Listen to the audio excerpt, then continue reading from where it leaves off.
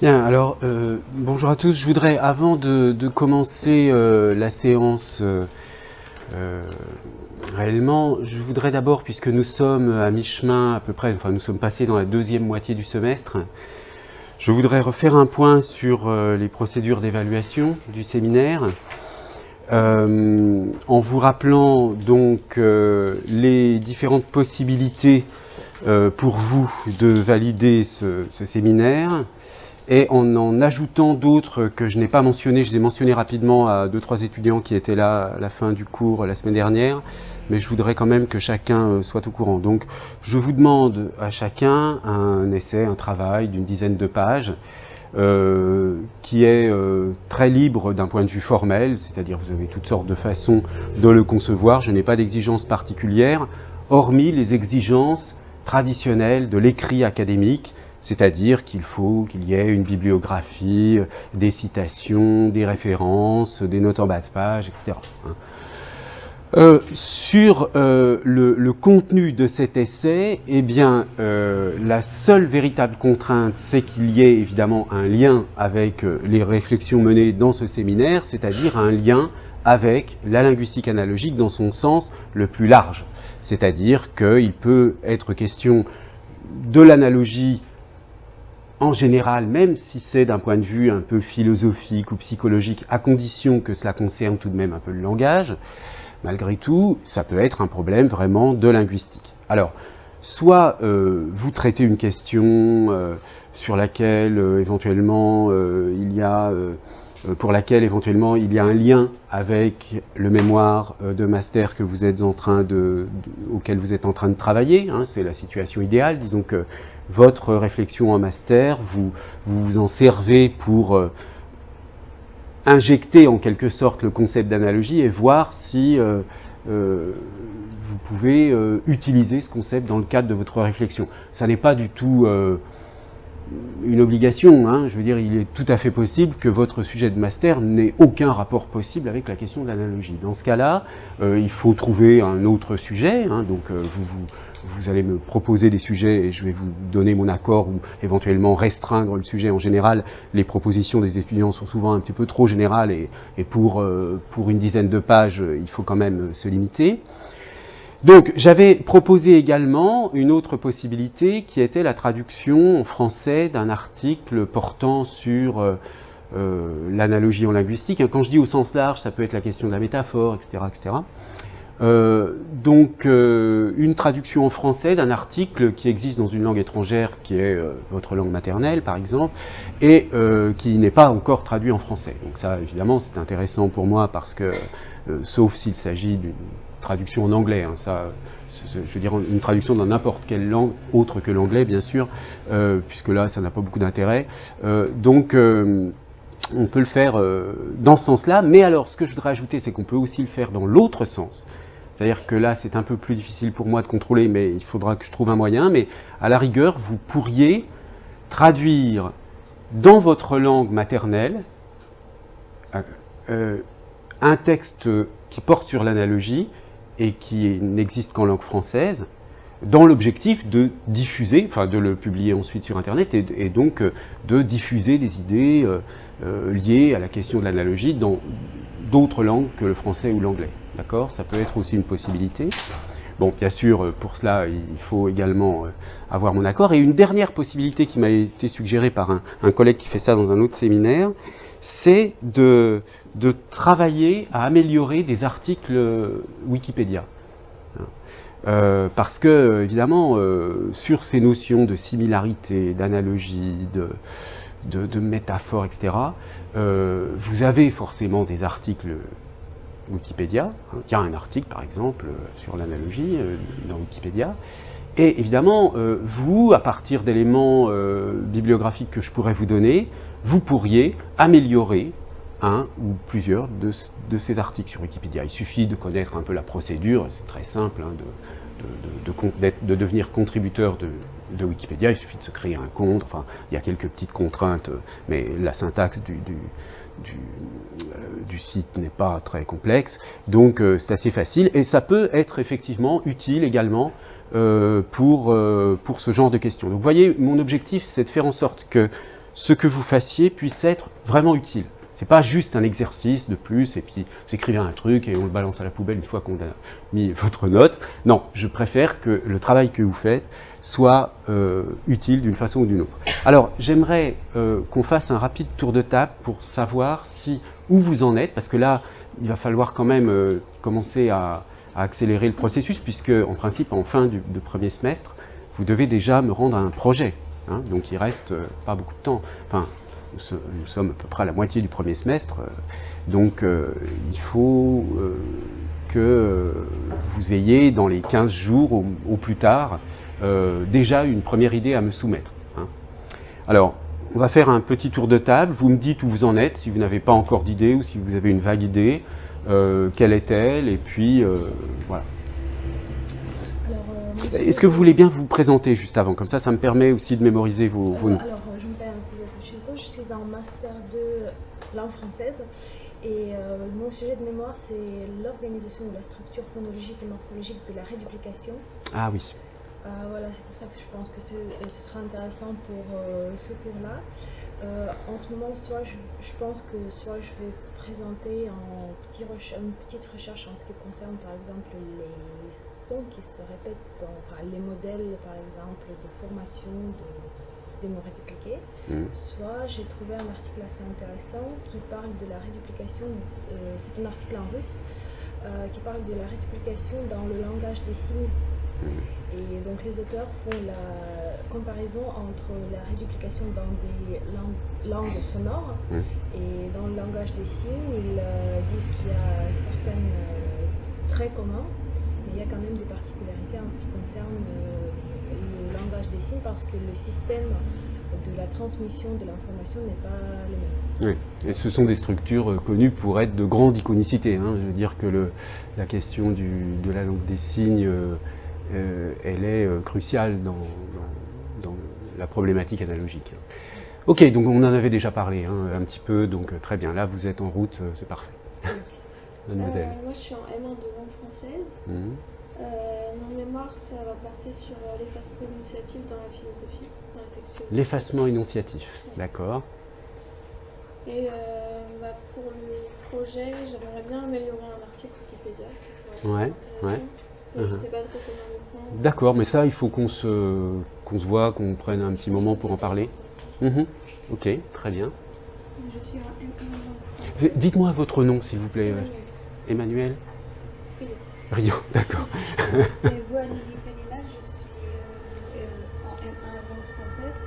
Mon mémoire il traite de l'enseignement des structures grammaticales en langue française, en enseignement de langue française en langue étrangère.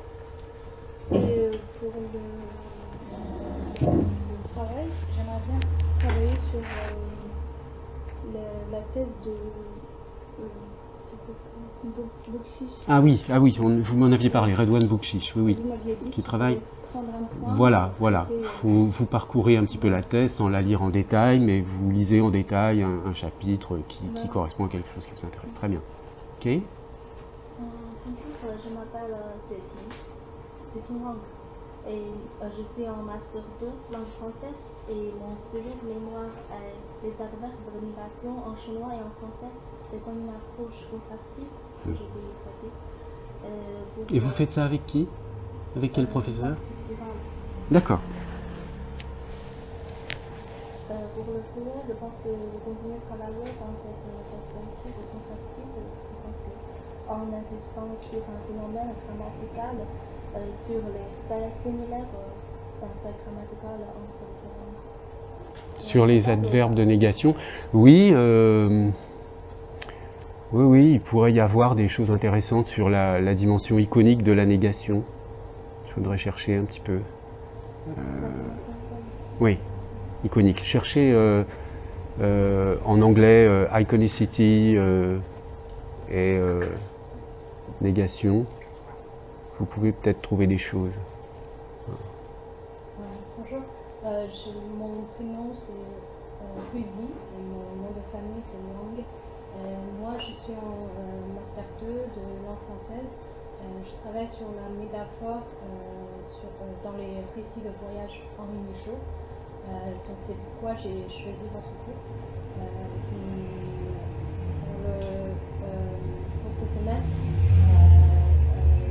j'aimerais approfondir un peu la relation entre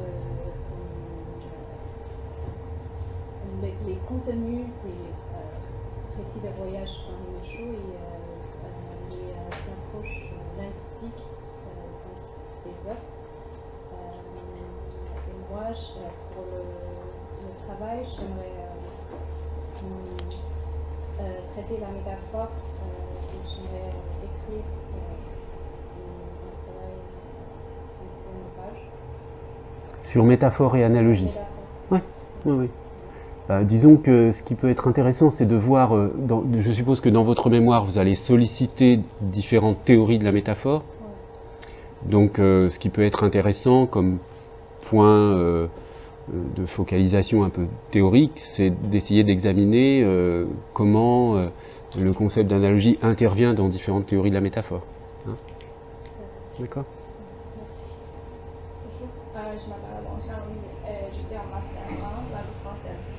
Et le thème de mon test est la poétique de symétrie dans les nouvelles orientales de Marquis de Yourcenar.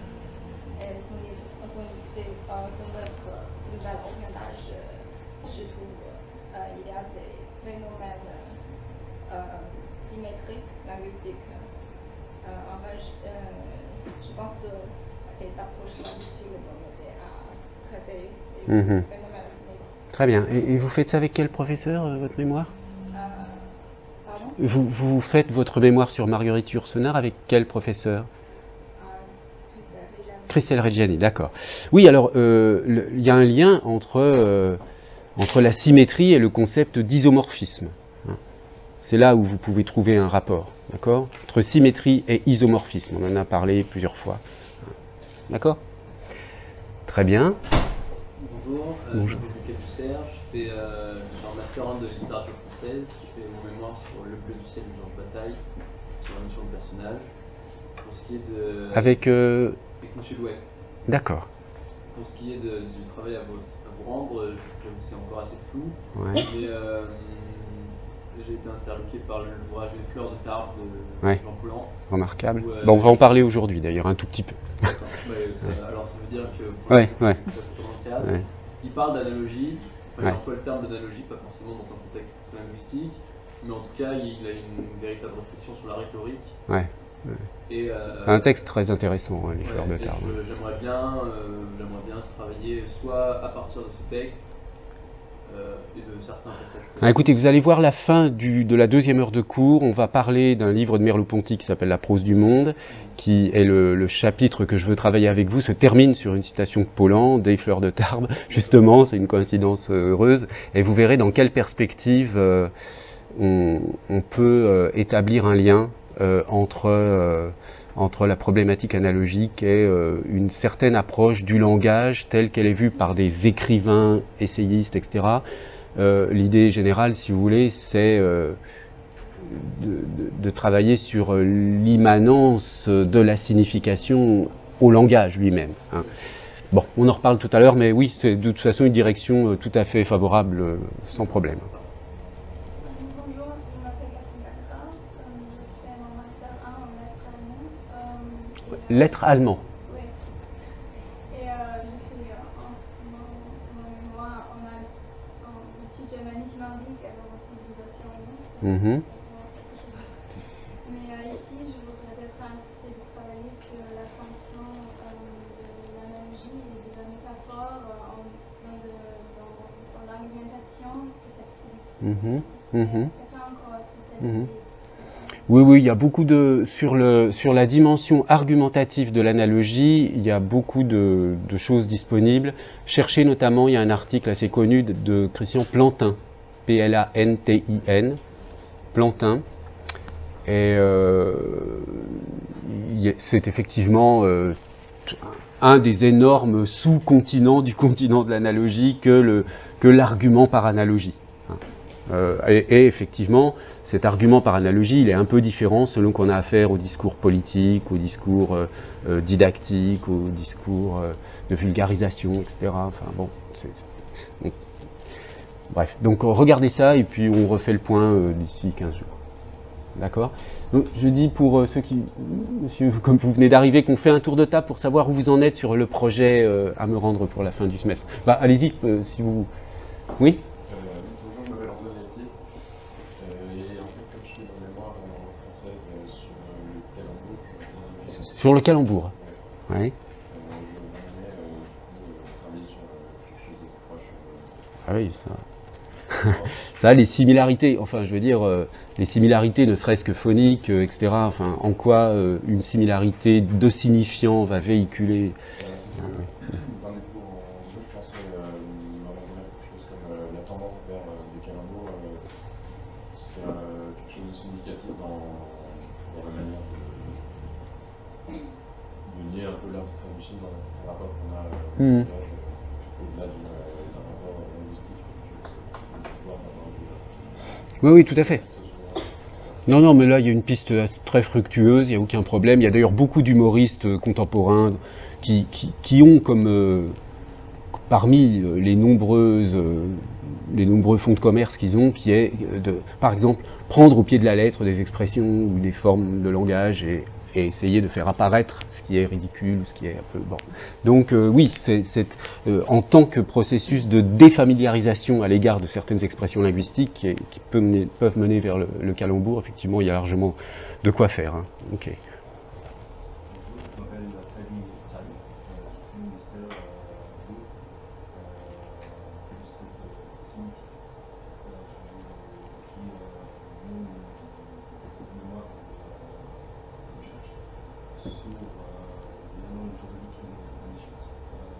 La langue juridique en Égypte. Le langage juridique en Égypte. La question principale sera sur la diplomatie arabe et comment ça fonctionne dans le domaine juridique. Il reste beaucoup de la linguistique, proposer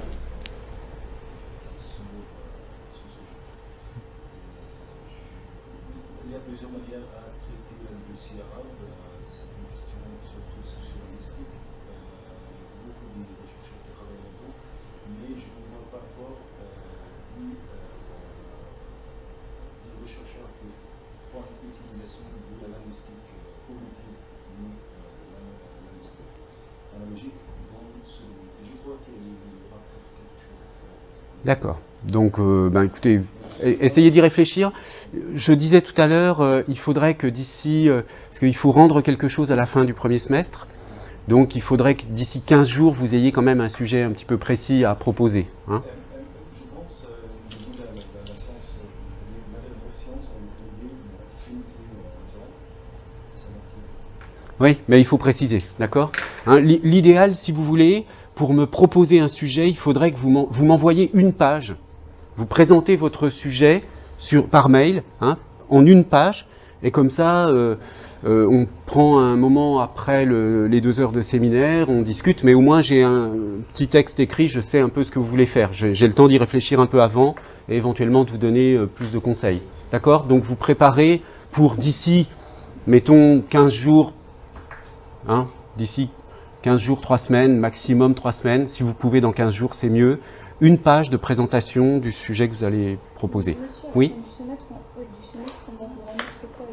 Vous allez, ça dépend, hein, c'est pas. Il faut que je donne une note ou une validation. Donc, selon l'avancement de votre. Il faut que vous me donniez des éléments suffisants. Ça peut être des éléments bibliographiques, ça peut être un plan, ça peut être, je sais pas, tout dépend. Parce que selon les sujets sur lesquels vous êtes. Si par exemple le sujet est vraiment lié à votre mémoire, c'est très facile de donner tout de suite des choses assez détaillées. Si c'est quelque chose de complètement nouveau, à ce stade de l'année, vous ne pourrez pas me donner grand-chose, mais Mais en fait, la véritable note, elle arrive... En fait, là, ce qui compte, c'est la différence entre ceux qui ne rendent rien et ceux qui rendent quelque chose.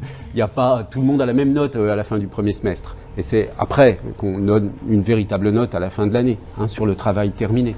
D'accord? Donc c'est juste une validation, quoi. Et du coup, pour les articles Wikipédia, ça Ouais. marchait comment? Là, ce que vous allez me présenter, il faut déjà que vous fassiez un tour autour des notions, voilà, comparaison, analogie, similarité, etc.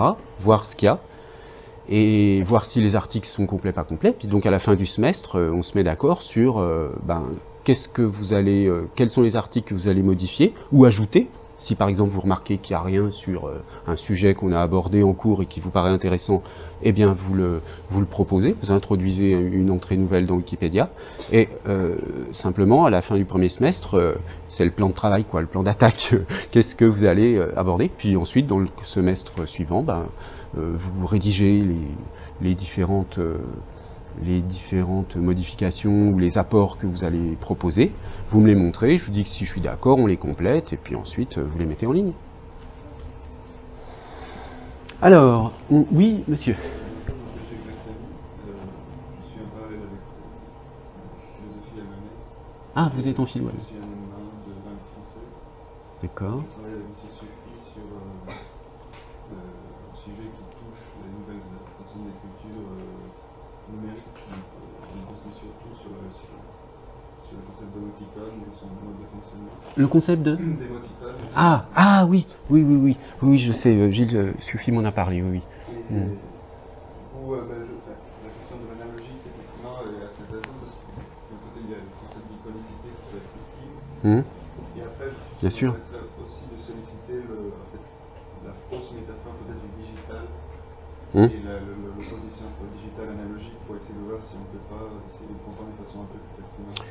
Ouais, c'est vrai que c'est aussi un sujet, mais disons, à mon avis moins intéressant parce qu'un peu trop général et puis déjà beaucoup débattu, ça correspond à des débats peut-être qu'il faudrait réévaluer, mais je pense que si vous travaillez sur l'émoticône, c'est peut-être plus intéressant. Est-ce que Gilles Suffy vous a parlé d'une thèse dans laquelle Jean-Marie Klinkenberg était, une thèse où Jean-Marie Klinkenberg faisait partie du jury, une thèse qui a été soutenue au Liechtenstein sur l'émoticône justement. Non, bon, parce que je connais cette thèse et je regarde si je retrouve la référence rapidement là. Parce que je lui avais dit que autant que je vous la donne directement à vous, la référence.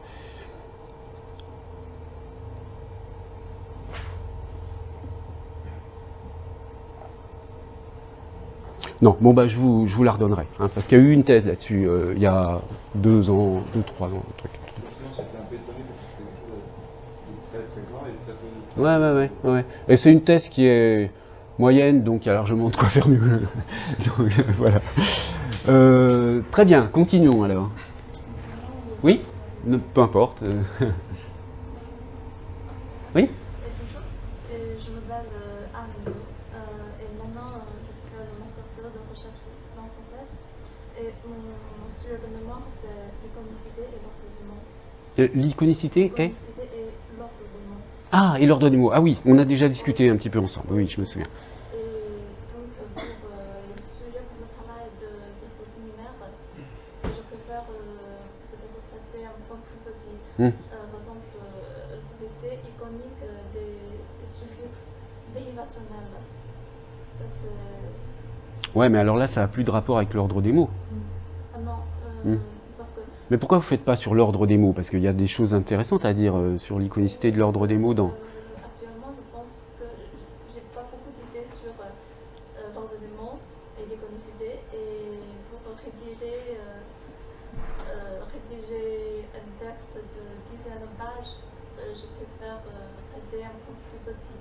Oui, mais sur l'ordre des mots, on peut prendre, par exemple, uniquement l'ordre non adjectif, par exemple. Vous voyez, pour travailler sur la question de l'iconicité. Bon, c'est pas forcément le meilleur exemple, mais il est préférable, plutôt que prendre un autre sujet qui n'a rien à voir, parce que les questions de la dérivation, évidemment, ça n'a plus aucun rapport avec la question de l'ordre des mots. Donc il vaudrait mieux pour le travail de 10 pages, qui est à rendre à la fin de l'année. Hein. Là, à la fin du semestre, je vous demande seulement un petit travail préparatoire. Donc, il serait préférable de rester sur l'ordre des mots, mais de vous concentrer sur certains mots, sur une classe de mots, ou peu importe, enfin, vous voyez, ce serait mieux parce que ça évitera de vous disperser sur plusieurs sujets, ce sera plus facile pour vous, et puis vous aurez de meilleures compétences sur le sujet.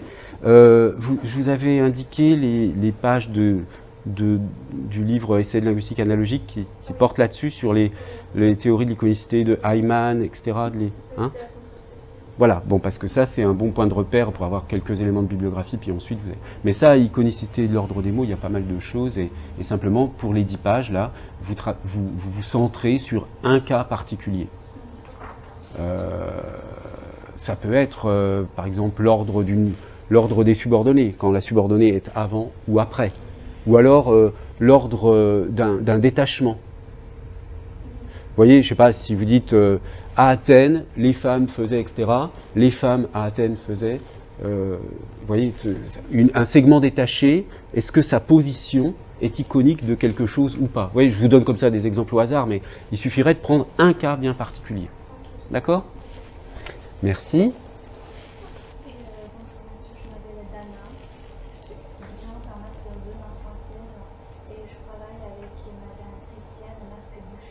Oui.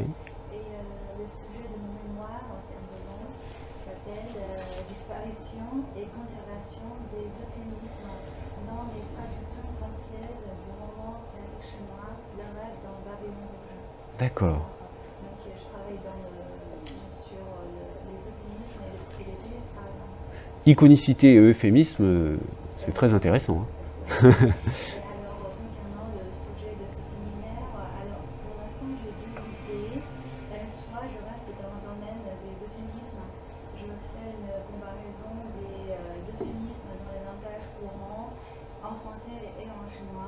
Soit j'aimerais présenter une métaphore de particulier en chinois, particulièrement en français.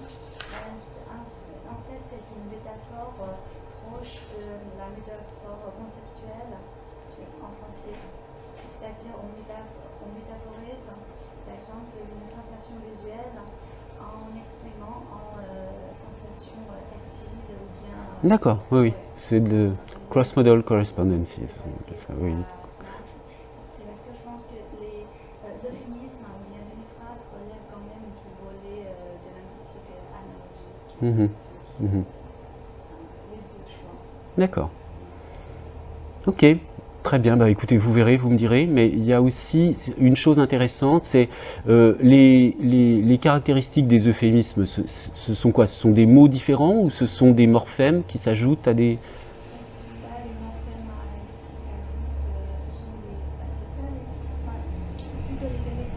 Des périphrases.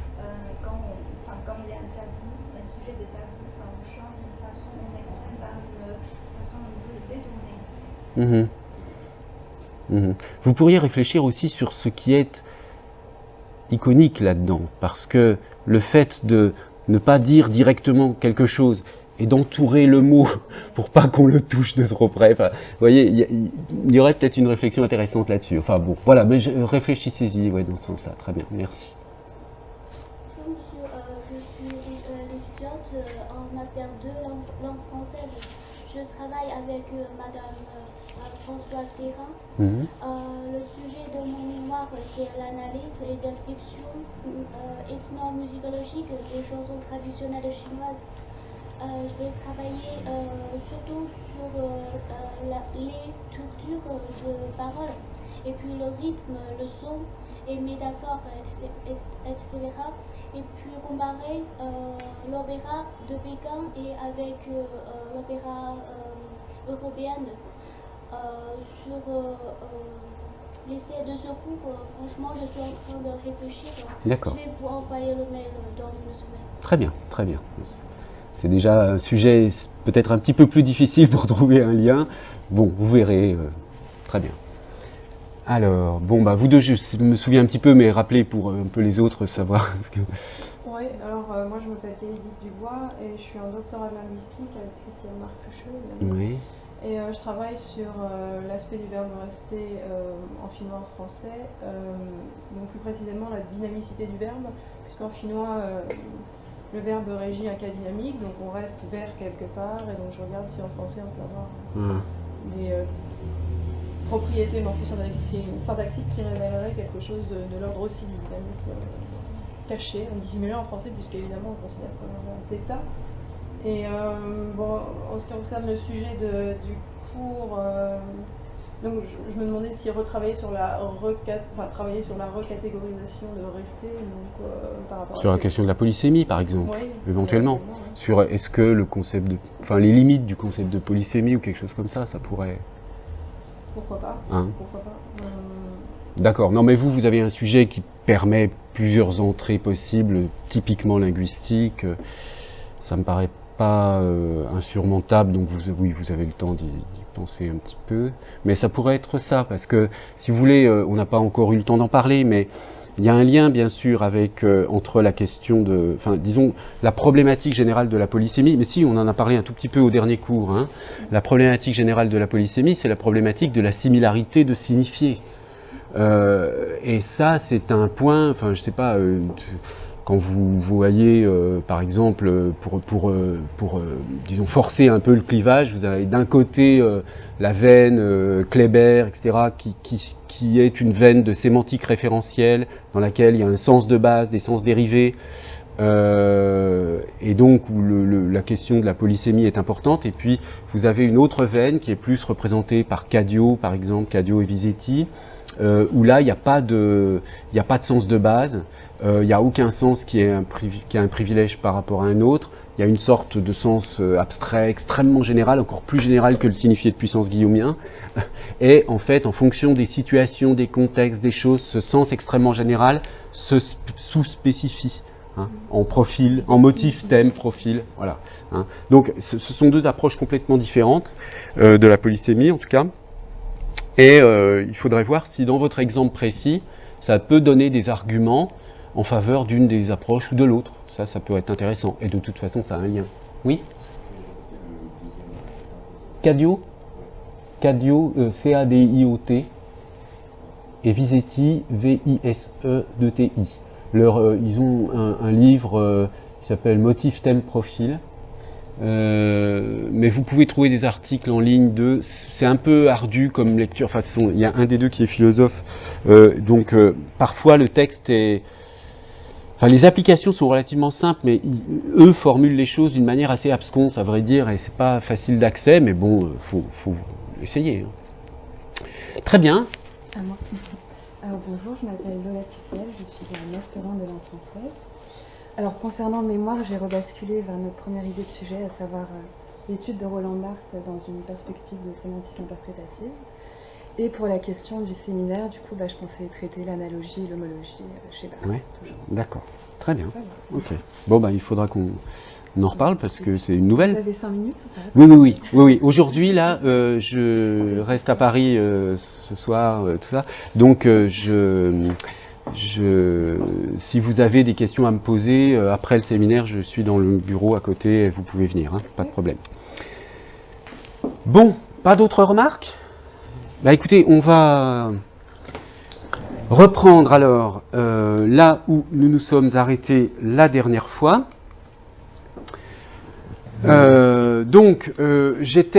J'avais commencé à aborder les sources de la problématique analogique et en particulier donc la question de l'analyse des radicaux du verbe aller, et j'avais pour objectif de vous montrer que cette analyse finalement consiste en une extension de la notion de motivation relative ou du champ de la motivation relative qu'on peut représenter de la façon suivante.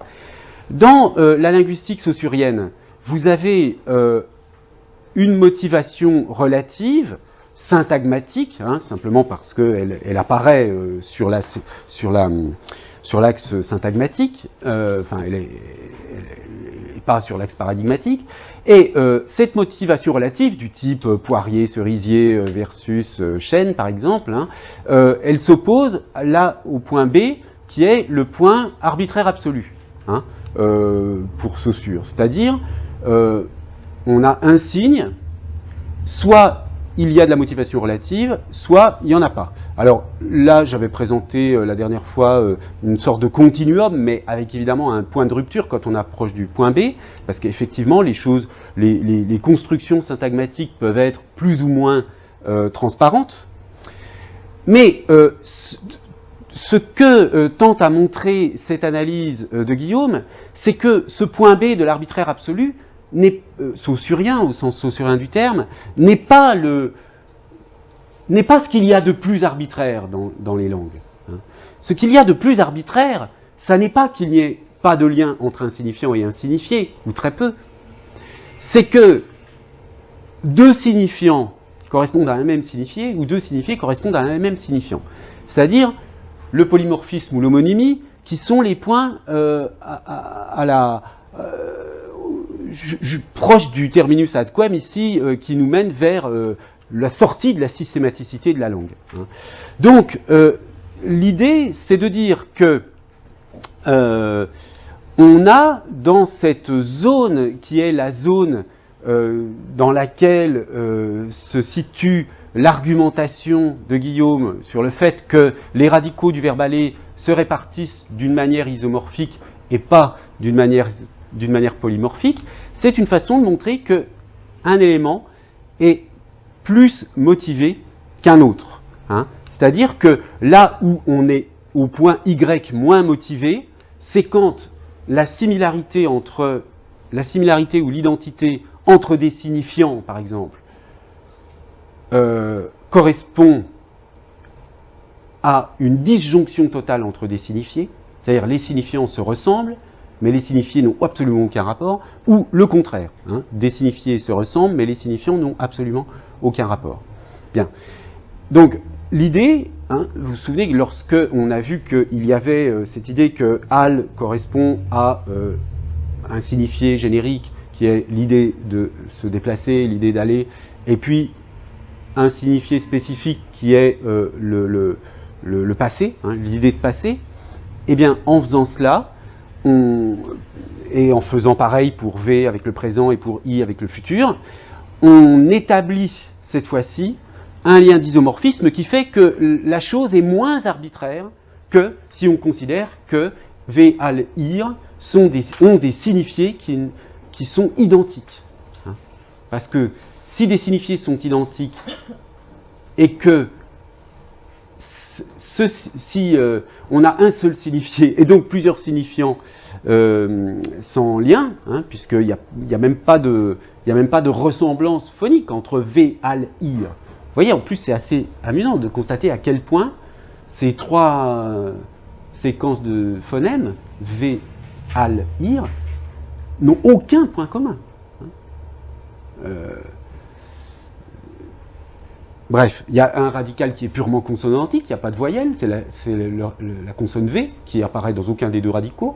Les deux autres radicaux ont une attache vocalique, A et I, qui sont en plus les deux extrêmes du spectre de l'aperture, hein, la voyelle la plus fermée, la voyelle la plus ouverte, et puis L, R, enfin bref. Donc on a vraiment une sorte de dispersion du signifiant, et cette dispersion du signifiant est moins insupportable, si vous voulez, quand on montre que, en fait, les signifiés sont eux-mêmes un peu différents. Bref.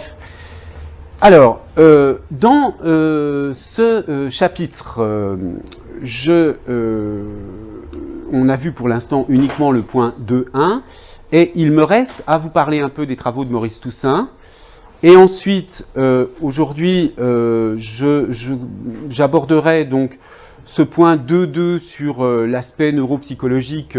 On l'abordera assez rapidement parce que c'est un peu technique et donc le fait de l'aborder en détail me demanderait d'y consacrer beaucoup d'heures de cours. Donc on va juste faire un petit aperçu. Même chose pour les sources philosophiques, on en parlera un petit peu rapidement.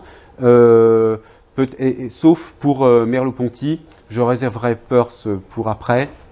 On parlera donc un petit peu de Humboldt, de Merleau-Ponty. Pour Condillac de Brosse, je vous renverrai à un autre auteur et à un article publié. Voilà. Alors, pour Maurice Toussaint. Donc Maurice Toussaint, c'est un linguiste guillaumien, c'est quelqu'un qui a fait partie du premier cercle des Guillaumiens, qui a suivi les cours de Gustave Guillaume à l'École pratique des hautes études, qui est décédé en 2010, il y a 5 ans, et qui a eu une carrière très marginale dans l'université. Il a été tout le temps à l'étranger comme lecteur de français, etc. Mais parallèlement, il a écrit un certain nombre d'articles extrêmement intéressants. Et il avait tiré de sa thèse un livre publié, je crois, en 75, si je me souviens bien, enfin dans les années 70, 80, entre 70 et 80, un livre carrément intitulé « Contre l'arbitraire du signe ». Donc on ne peut pas faire plus explicite. Hein. Donc je le mentionne parce qu'il fait partie donc de ces guillaumiens qui attestent le fait que on peut, ça n'est pas une obligation, hein, mais on peut lire Guillaume comme étant quelqu'un qui donne des arguments en faveur de l'analogie dans les langues. Alors, ça n'est pas une obligation. Vous avez des guillaumiens parfaitement arbitristes qui pensent que le signe est arbitraire, que la question de l'analogie n'est pas intéressante, etc. Ça n'est pas une obligation. Mais, à mon avis, en tout cas, c'est une lecture plus fidèle à l'esprit de Guillaume lui-même, même si c'est un peu antithétique avec certains aspects de sa pensée, mais il y a à mon avis, une grande fidélité au fond des intuitions guillaumiennes dans l'idée d'analogie et donc dans cette critique de l'arbitraire du signe.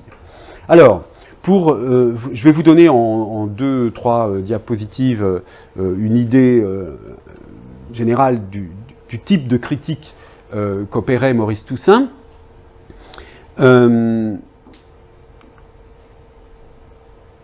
Alors, en prenant d'abord un extrait d'un article qu'il a publié dans les cahiers de linguistique analogique. Alors, je ne sais pas si je vous ai dit, pour ceux que ça intéresse, vous pouvez peut-être trouver des ressources là-dedans.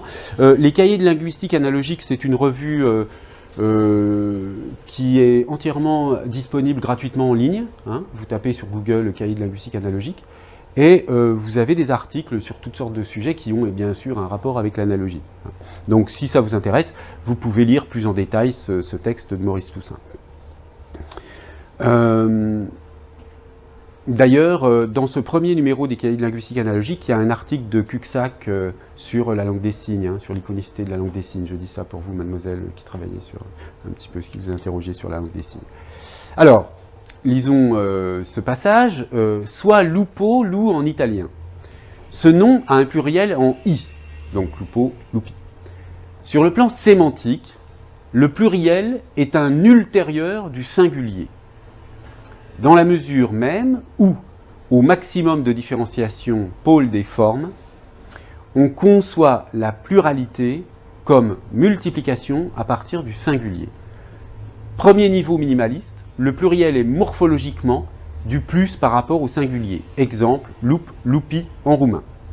En italien, même chose, mais nous n'en avons une perception consciente, ni à l'oreille, ni à la vue. Seul le perçoit, grâce au capteur musculaire, le sens du mouvement, Berthoz 97, notre sens le plus intime. Un signifiant ultérieur pour un signifié ultérieur. Un signifiant antérieur pour un signifié antérieur. Y a-t-il signe plus analogique, à tel point qu'on peut se demander si les signifiés ne sont pas que l'enregistrement du sens des signifiants. Bon, alors on va reprendre ce texte pour que vous compreniez bien, mais on peut partir du milieu là. Un signifiant ultérieur pour un signifié ultérieur, un signifiant antérieur pour un signifié antérieur. Donc vous voyez ce couple antérieur-ultérieur. C'est ça le point guillaumien. Hein. Rappelez-vous, chez Guillaume, le 1 est avant le le. Chez Guillaume, et dans la psychomécanique du langage en général, le temps est un concept métalinguistique. Donc, fondamentalement, on a dans les textes de Guillaume l'idée qu'il y a des saisies précoces, des saisies tardives. Ça veut dire qu'il y a des éléments d'avant, des éléments avant et des éléments après. Alors, toujours cette idée d'une temporalité dans le langage, et d'une temporalité qui n'est pas une temporalité abstraite, qui est une temporalité des opérations mentales, des opérations cognitives. Bien.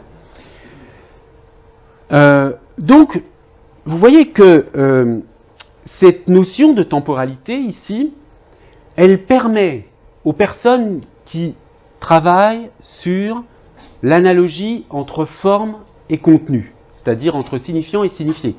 Là, remarquez bien qu'on sort complètement du champ de la motivation relative, hein, on n'est plus dans la motivation syntagmatique, où un couple signifiant-signifié ressemble à un autre couple signifiant-signifié.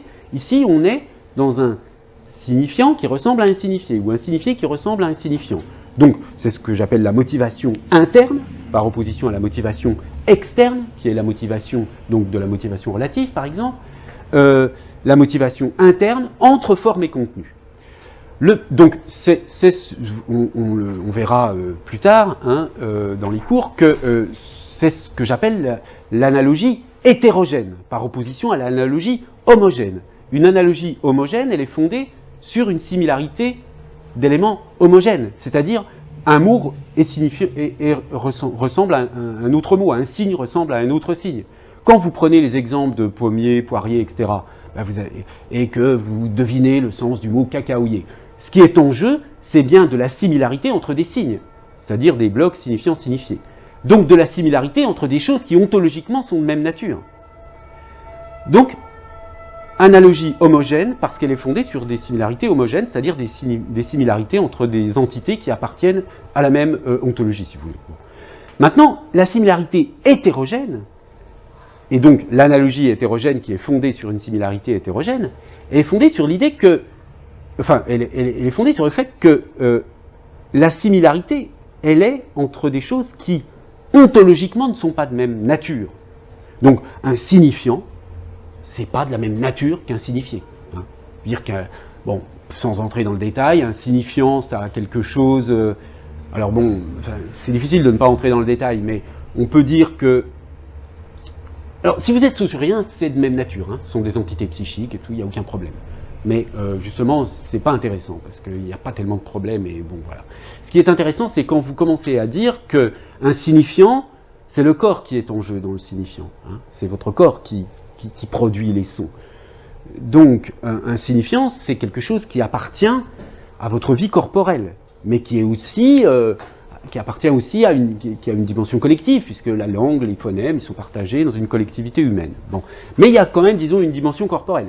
Le signifié, la signification, bon, alors oui, on peut dire qu'elle a des liens avec le corps, hein, si on fait de la sémantique cognitive à la Lakoff, etc., par exemple. Mais disons que, simplement, vous voyez bien que la notion de signification, le signifié, il renvoie à des choses qui, apparemment, sont très loin de l'idée de corps. Bon, donc, voilà. Vous avez d'un côté, disons, le monde mental, ce qui est le monde des significations, et puis, de l'autre côté, un monde qu'on peut appeler le monde mental, le monde extramental corporel. C'est-à-dire, quand je dis extramental, ça veut dire que il y a quelque chose en plus du mental, disons, qui est le corps. Hein. Grosso modo, l'ontologie dont j'ai besoin, moi, il y a 3 mondes.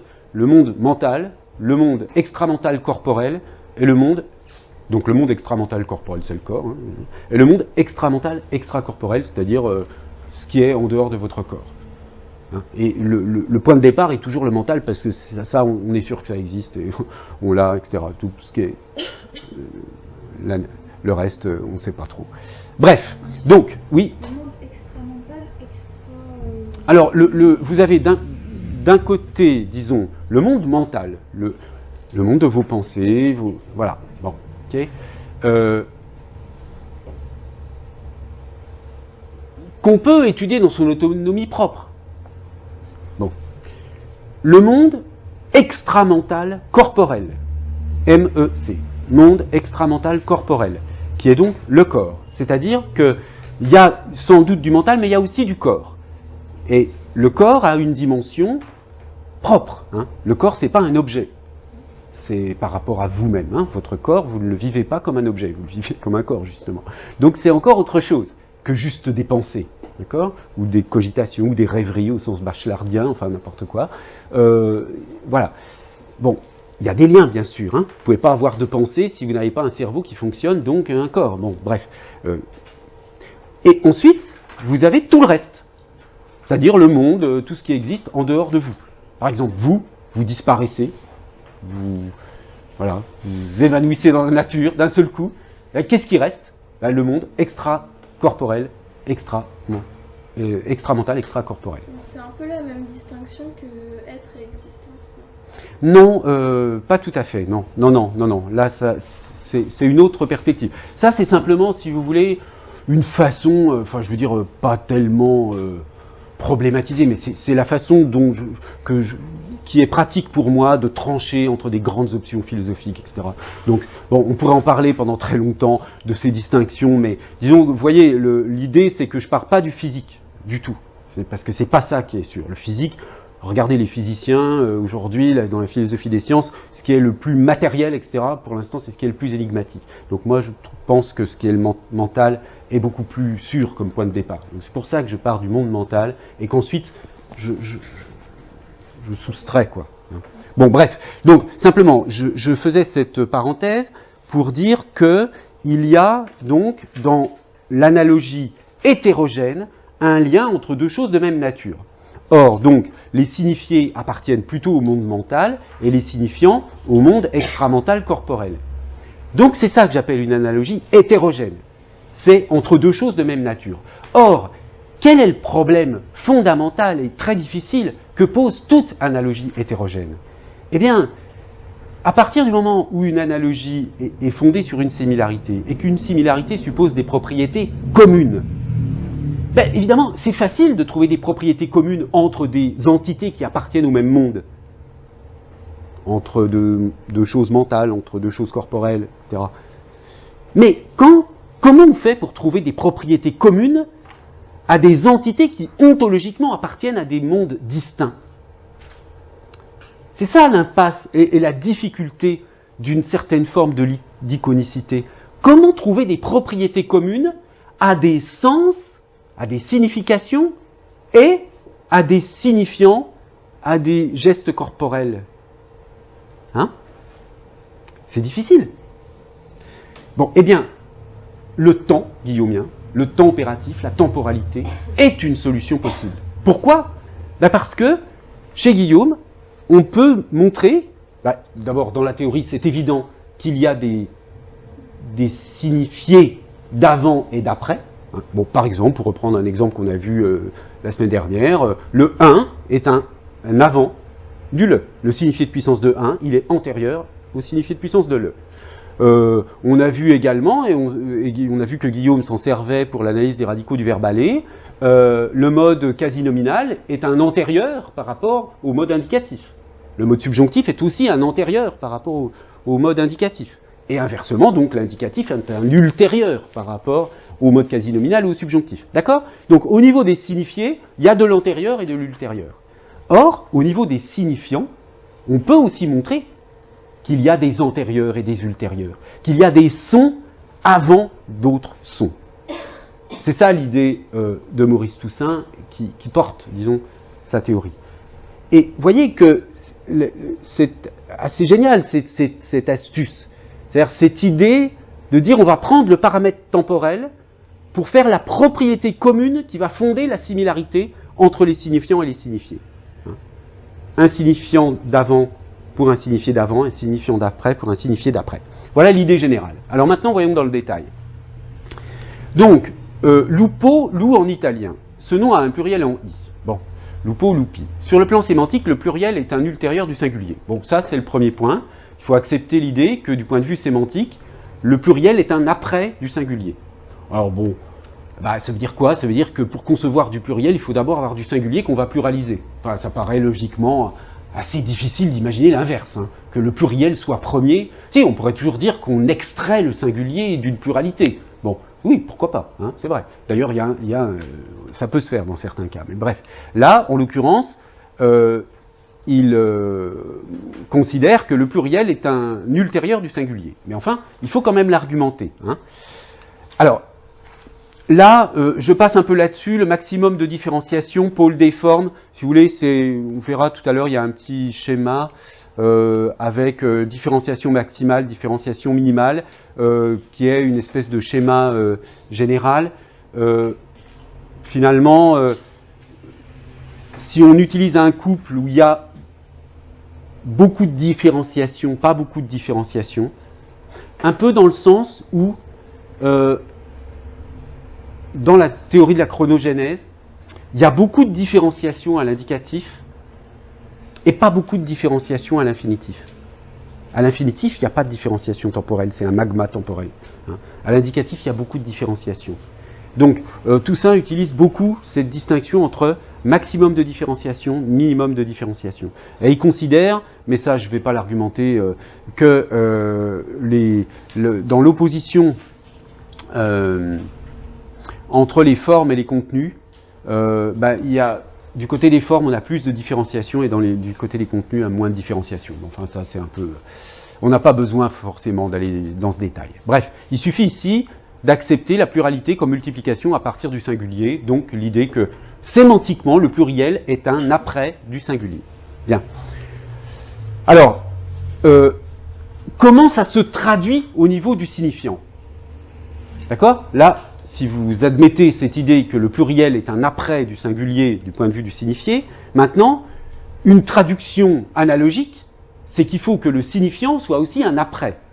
Le signifiant du pluriel soit un après du signifiant du singulier.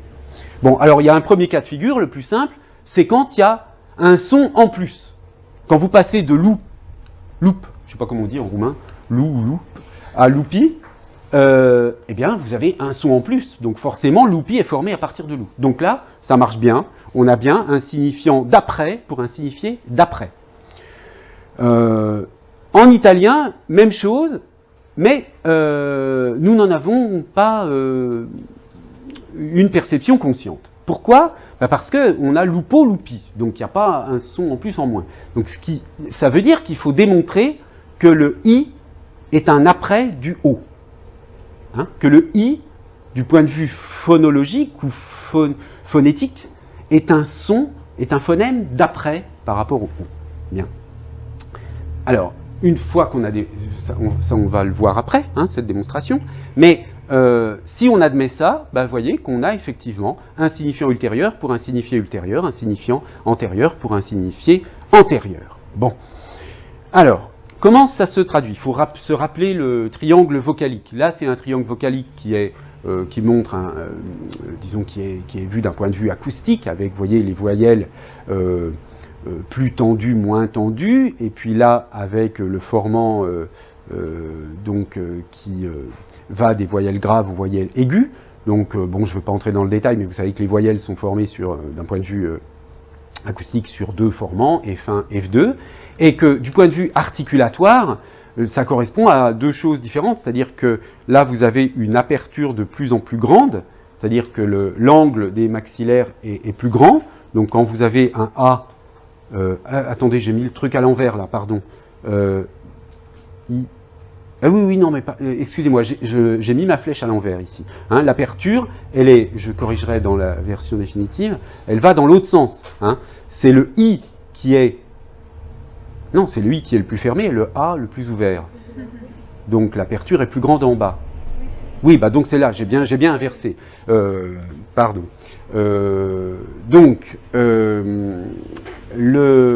L'aperture, là, va du moins au plus, la plus grande aperture, I, E et A. Lorsque vous prononcez I, E et A, vous voyez votre bouche qui s'ouvre petit à petit. Hein. Et ça correspond au formant F1. Ensuite, vous avez le formant F2, qui correspond au point d'articulation, qui est plus en arrière. Hein. Le point d'articulation, c'est-à-dire le point où votre langue touche le palais, etc., ou les dents, il est plus en arrière pour OU, O, O, que pour I et A. D'accord? Alors, ça permet à Toussaint d'argumenter de la façon suivante. I est-il, alors, le signifiant du pluriel? En gros, oui, c'est ce qu'on dit, mais précisément non. Alors, là, c'est juste il ajoute un élément supplémentaire par rapport à l'argumentation qu'on a vue tout à l'heure. Car loupi, pluriel de loupo, donc loupi, pluriel de loupo, est aussi un masculin s'opposant au féminin pluriel loupé. D'accord ? Par son F1, I transcrit une aperture minimale. Donc, l'axe d'aperture minimale. Donc, vous voyez qu'il interprète l'axe d'aperture selon la logique antérieure-ultérieure. Plus c'est fermé, plus c'est antérieur, plus c'est ouvert, plus c'est ultérieur. L'idée, c'est que, en fait, le fonctionnement anatomique de la bouche, c'est de s'ouvrir quand elle est fermée. La bouche est d'abord fermée, ensuite elle est ouverte. Donc l'idée, c'est que ce qui est plus ouvert, c'est après ce qui est le plus fermé. Ce serait difficile quand même de concevoir que avoir la bouche fermée, c'est un truc second par rapport à avoir tout le temps la bouche ouverte, quoi. C'est un peu absurde. Bon. Alors, ça c'est pour la justification de l'axe d'aperture. Donc les voyelles les moins ouvertes sont antérieures et les plus ouvertes sont ultérieures. Donc, I et O, A. O est plus fermé que A, qui est la voyelle la plus ouverte. Bon. Ça, donc, c'est cet axe-là. Ensuite, l'axe du point d'articulation. Alors, il place donc les voyelles d'arrière comme étant des voyelles antérieures et les voyelles d'avant comme étant des voyelles ultérieures, parce qu'il considère que ça va dans le sens de la colonne d'air. Quand on parle, on évacue de l'air, et donc l'air, il passe de l'arrière à l'avant. Bon, ça, on pourrait discuter, je veux dire, il faudrait des arguments, mais c'est l'argumentation de tout ça. Bon, donc, vous voyez qu'on a, pour toutes les voyelles, on a deux axes, pour dire laquelle est un avant, laquelle est un après. Il y a l'axe de l'aperture, où dans ce sens-là, le I est en avant du E, et puis, il y a l'axe du point d'articulation, où dans ce cas-là, le O est un avant du I. Donc on ne peut pas dire qu'une voyelle, comme ça, c'est uniquement par rapport à une autre, selon un certain axe, qu'elle peut être d'avant ou d'après. D'accord ? Donc, voilà son argumentation. Loupi, pluriel de loupo, est aussi un masculin s'opposé au féminin loupé. Par son F1, I transcrit une aperture minimale. Loupi est donc, sur cet axe, l'antérieur de loupé. Donc, c'est un antérieur parce que le masculin est ici conçu comme un antérieur par rapport au féminin. Ça aussi, c'est quelque chose qu'on pourrait contester éventuellement, mais culturellement, c'est souvent comme ça que les choses sont perçues. Vous voyez comment, dans la Bible, on fabrique la femme à partir de la côte de l'homme, par exemple. Bon, bref. Mais c'est culturel très largement. Loupi est donc cet axe antérieur de loupé. Si on établit que M est l'antérieur sémantique de F, donc le masculin est l'antérieur sémantique du féminin, c'est ce que je viens de justifier d'une manière un peu brutale, je m'en excuse, mais bon, j'ai pas trop le temps de détailler. On observera ici encore une parfaite correspondance entre les signifiés et les signifiants. On pourra vérifier, entre autres choses, que dans cette figure, O se compose de deux antériorités signifiantes.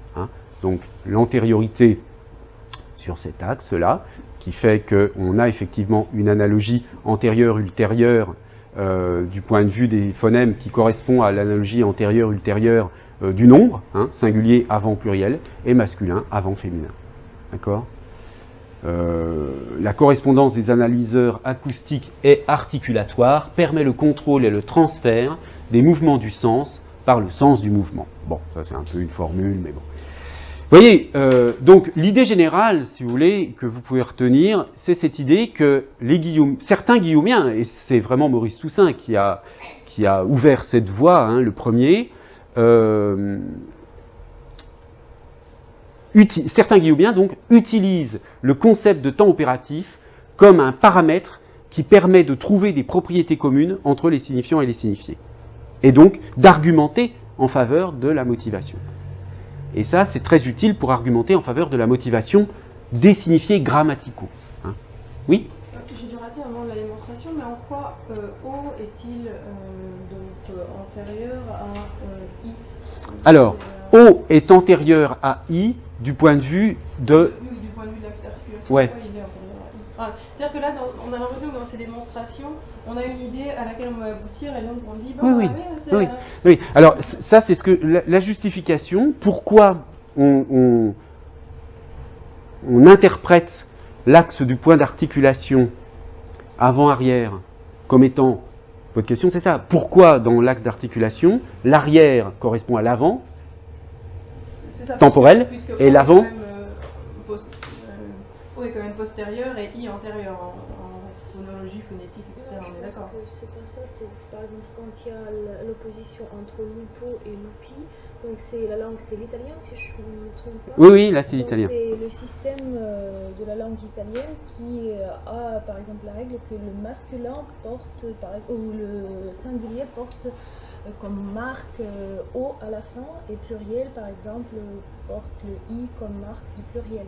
C'est pour ça qu'il existe l'opposition comme ça, ou par exemple loupé pour féminin. Non, mais là, la question, oui, non, mais vous avez raison, mais la question portait vraiment sur l'interprétation phonologique. Non, je crois que vous vous trompez, le O, il est bien phonologiquement antérieur par rapport au I. Vous le prononcez à l'arrière quand vous prononcez un O, vous le prononcez à l'arrière de la bouche. Le I est une voyelle d'avant. Oui, hein, le O, on le prononce à l'arrière de la bouche, d'accord? Je pense que j'ai fait un mélange. Oui. Vous parlez de voyelles d'avant, et moi donc c'est antérieur. Ah oui, d'accord. Donc, ou j'ai peut-être fait un lapsus, je ne sais pas. Mais bon, admettons donc que il me semble bien... Oui, non mais vous avez raison. Mais là, du coup, la terminologie est inversée. Oui, c'est ça. Non mais vous avez raison. Oui, ça embrouille un peu, effectivement. Mais donc, ce qu'il faut avoir en tête pour que les choses soient concrètes, c'est que le O est prononcé à l'arrière de la bouche et le I à l'avant de la bouche. Donc, le O est une voyelle d'arrière et le I est une voyelle d'avant. D'accord? Enfin, au sens... On pourrait penser qu'il est non, d'arrière. Oui, non, mais attendez, laissez-moi terminer. Le O est une voyelle d'arrière au point de vue articulation, le I est d'avant. Donc, là, c'est du point de vue spatial. Hein. Je veux dire, si vous mettez un axe horizontal sur votre bouche, le O, il est avant, enfin, il est en arrière, et le I, il est en avant. Maintenant, pourquoi on interprète l'axe arrière-avant de la bouche comme un axe antérieur-ultérieur du point de vue temporel? Eh bien, l'explication que donne Maurice Toussaint, mais encore une fois, on peut la contester, c'est que, pour lui, ce qui est logique là-dedans, c'est que quand on parle, on évacue de l'air. Donc, on sort, donc ça va de l'intérieur vers l'extérieur. Donc forcément, vous voyez, c'est ça. Mais après, on pourrait contester. Mais effectivement, je n'ai pas pris la précaution de dire que ça par rapport à la terminologie habituelle de la phonétique, ça embrouille un petit peu. Oui, c'est ça. Très bien. Pas d'autres questions sur ce point? Alors, vous voyez, ça je le signale juste en passant, c'est aussi, mais ça va moins nous intéresser, mais je le signale quand même parce que Toussaint a réinterprété aussi les tenseurs guinéo-biens en termes de sinusoïdes. Mais parce qu'il avait toute une théorie, mais là, bon, peut-être un petit peu plus difficile à soutenir sur le fait que les mécanismes cérébraux étaient fondamentalement des mécanismes oscillatoires et qu'il fallait analyser les signifiés comme des moments dans des oscillations. Bon, là, c'était vraiment des idées générales qu'il n'a pas eu le temps de mettre dans le détail en œuvre. Bon, donc, je pense que ce qui est le plus intéressant, c'est cette idée-là. Alors, une citation de Bernard Pottier qui, disons, résume et valorise le travail de Toussaint. Ce qui serait invraisemblable, ce serait que le signe fût arbitraire. Ce serait donner le hasard comme explication de tout ce dont on ne saurait rendre compte. Maurice Toussaint a raison de rechercher les traces de la non-arbitrarité du signe en allant au-delà des travaux de Pierre Guiraud. L'hypothèse, alors Pierre Guiraud, c'est quelqu'un, je ne sais pas si ça vous dit quelque chose, qui a écrit un livre qui a eu un certain succès, qui s'intitule « Les structures étymologiques du lexique français ». et il va chercher de la motivation dans les étymologies et dans les différentes formes dialectales des mots en français. L'hypothèse la plus cohérente serait qu'à l'origine, les signes avaient leur propre motivation et que peu à peu, comme c'est le cas pour des milliers de témoignages historiques qui remplissent les manuels, cette motivation s'est perdue. Donc l'idée d'une motivation originaire, bon, ça c'est Bernard Potier qui dit ça, c'est pas Maurice Toussaint, c'est pas une idée très originale, mais disons que, bon, on en parlera plus tard de cette idée-là, mais je voulais mentionner cela parce que Bernard Potier, c'est quand même...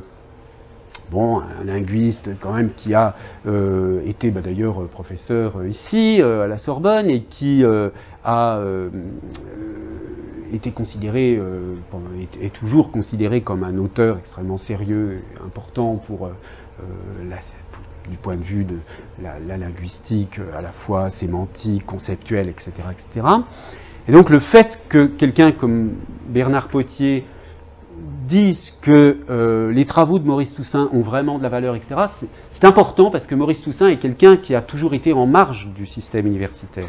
Hein. Et donc, on a pu, pendant un certain temps, le considérer comme un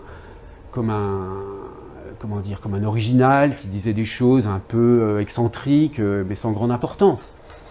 Et au fond, dans l'histoire, c'est très souvent le cas. Je veux dire, les gens qui travaillent sur l'iconicité, sur l'analogie, pas au sens de la motivation relative, parce que ça ne dérange jamais personne, mais quand on travaille sur l'iconicité forme-contenu, sur l'analogie forme-contenu, la frontière avec la folie est toujours menaçante. Enfin, je veux dire que vous passez facilement pour un fou quand vous travaillez sur des trucs comme ça.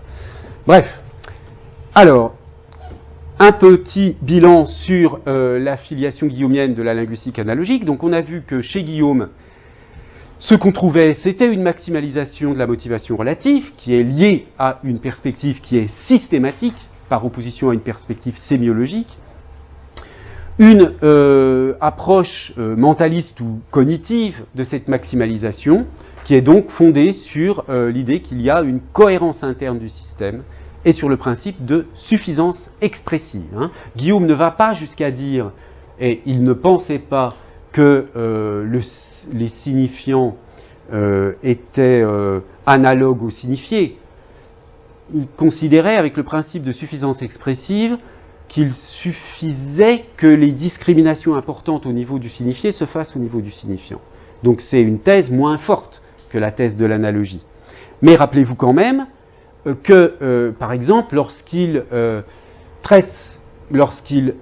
justifie la structure du mode indicatif en disant qu'il y a d'un côté du passé l'imparfait, le passé simple imparfait, le futur le conditionnel et puis le présent au centre, et quand il justifie cette répartition du système, donc au niveau du signifié de puissance des différents temps, il la justifie par un argument morphologique, disant que dans les verbes du premier groupe en ER, on a la même symétrie, c'est-à-dire AI, AIS pour l'opposition passé simple imparfait, RAI, RAIS pour l'imparfait, pour l'opposition futur conditionnel.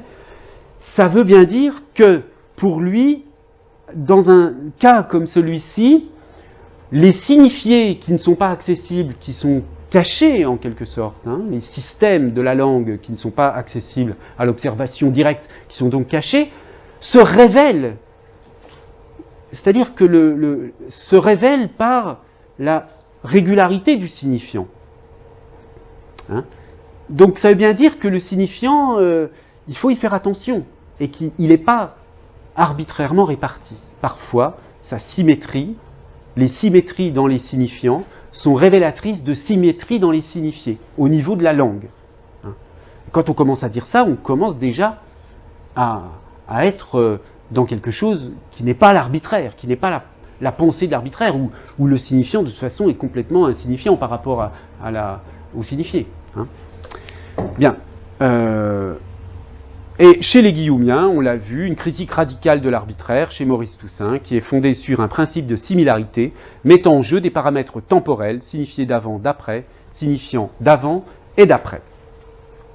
Bien, alors, on va passer dans la deuxième partie du cours.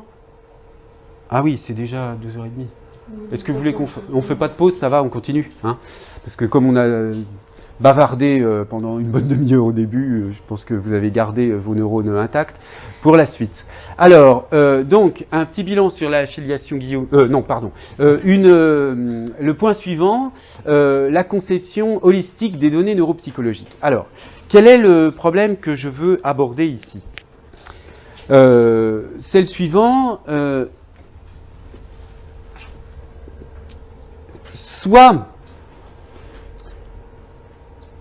Bon, on est dans une problématique du lien, là toujours on est toujours dans la problématique de la motivation interne, hein, du lien donc entre les formes et les contenus, ou si vous voulez entre les signifiants et les signifiés.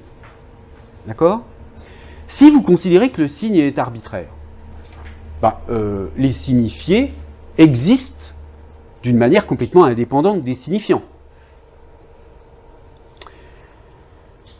Donc ils peuvent être sans aucun rapport, vraiment. Bon, vous fabriquez les signifiés, puis ensuite vous allez chercher le signifiant qu'il faut. En revanche, si vous considérez qu'il y a une analogie, qu'il y a différentes formes d'analogie entre signifié et signifiant, il doit y avoir des liens entre signifiant et signifié. Or, d'un point de vue cognitif, le fait de dire qu'il y a des liens, ça peut signifier qu'il y a des liens d'un point de vue neurologique ou neuropsychologique. Donc la question est, est-ce que notre cerveau traite les significations dans des endroits différents du cerveau, d'une manière différente, qu'il traite les signifiants, pardon. Hein. Donc est-ce que notre système, disons, cognitif, traite séparément le plan du signifiant du plan du signifié? Alors, je vais utiliser deux types d'arguments. Le premier, je ne ferai que le mentionner parce qu'il est trop technique vraiment, et je vous renverrai à un livre. Et le deuxième, je vais le détailler un tout petit peu, mais sans trop entrer dans les détails malgré tout. Donc, le premier argument, donc, c'est l'idée que la sphère phonético-phonologique... donc, quand on dit que signifiant et signifié ont un traitement séparé, si vous voulez, on peut le formuler en disant que vous avez d'un côté la sphère phonético-phonologique, qui est donc tout ce qui traite le signifiant, hein, et puis une sphère sémantique, sémantico-conceptuelle, si vous voulez, peu importe. Donc, un premier argument qu'on peut utiliser, c'est lorsqu'on détaille toutes les structures cérébrales qui sont mises en jeu lorsqu'on parle. Eh bien, en fait, on peut montrer qu'il n'y a pas d'endroit d'un point de vue neuroanatomique, il n'y a pas de séparation, si vous voulez, entre les structures neurologiques qui seraient impliquées dans la sphère phono-articulatoire, phonético-phonologique et la sphère sémantique d'autre part. C'est-à-dire que, un peu plus techniquement, en amont des noyaux gris centraux, qui sont donc des structures cérébrales qui sont, si vous voulez, les dernières avant les commandes motrices, hein, tout est interconnecté, en fait. Je veux dire, et ce qu'il y a en aval des noyaux gris centraux, c'est-à-dire là où partent les commandes motrices, c'est absolument insuffisant pour comprendre, disons, la gestualité bucco-phonatoire impliquée dans le langage. Alors, pour le détail de cela, je vous renvoie, il y a un schéma dans le livre Notions de neurolinguistique théorique. Donc, même chose, il est accessible en ligne sur mon site Academia Edu.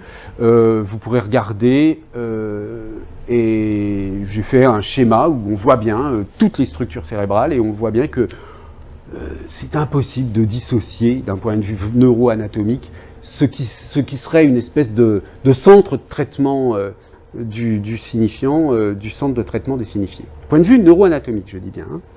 Bon, maintenant l'argument, on pourrait dire, bah oui, ok, ça se voit pas d'un point de vue neuroanatomique.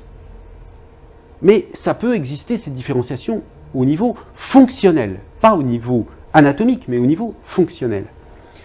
Donc, il y a donc un autre argument qui est de plaider en faveur de l'inséparabilité fonctionnelle des traitements, cette fois-ci, phonético-phonologiques et des traitements sémantico-syntaxiques. Alors, il y a un cas qui est remarquable, qui est le cas de l'anartrie, et là c'est dans un chapitre d'un autre de mes livres qui s'appelle Le sens du signifiant, où vous avez le détail de l'argumentation, mais vous n'êtes pas obligé d'aller voir ça, c'est un peu loin du cours. Simplement, si vous voulez, vous avez un cas clinique, un cas théorique de l'aphasie qui s'appelle l'anartrie, un cas traditionnel, qui vient très tôt dans l'histoire de la phasiologie, et qui serait un trouble linguistique isolé de l'articulation. C'est-à-dire qu'en gros, vous auriez une pathologie du signifiant sans avoir du tout une pathologie du signifié. D'accord ? Et ce serait une pathologie linguistique. Bien. Alors, vous comprenez la problématique. Là, sur le point petit a, c'était une problématique neuroanatomique. Quand on regarde le cerveau, comment ça fonctionne, etc. Non, il n'y a pas un endroit. C'est pas comme, je sais pas, quand vous regardez votre corps, vous avez un endroit où il y a le bras, la main. C'est séparable, le bras, la main, anatomiquement. Bon, dans le cerveau, il n'y a pas d'endroit qui serait un endroit, un centre de traitement des signifiants, un centre de traitement des signifiés. Bon. Et du point de vue de la pathologie, ce que j'argumente, mais là peut-être on peut plus discuter, c'est qu'il n'y a pas de pathologie linguistique, je précise bien, isolée de l'articulation verbale d'un côté, ni du signifié. C'est-à-dire que s'il y a des pathologies du signifié, ou des maladies de la signification, ce ne sont pas des maladies linguistiques. Je veux dire, par exemple, je sais pas, dans la folie, dans la schizophrénie, vous avez des symptômes langagiers. En premier lieu, le fait d'inventer des mots, etc. La schizophasie, c'est bien décrit, même s'il reste pas mal de choses à faire, mais disons le symptôme de la néologie, lisez Artaud, lisez les cahiers de Rodez par exemple, vous verrez ça en matière de néologie, vous aurez ce qu'il faut.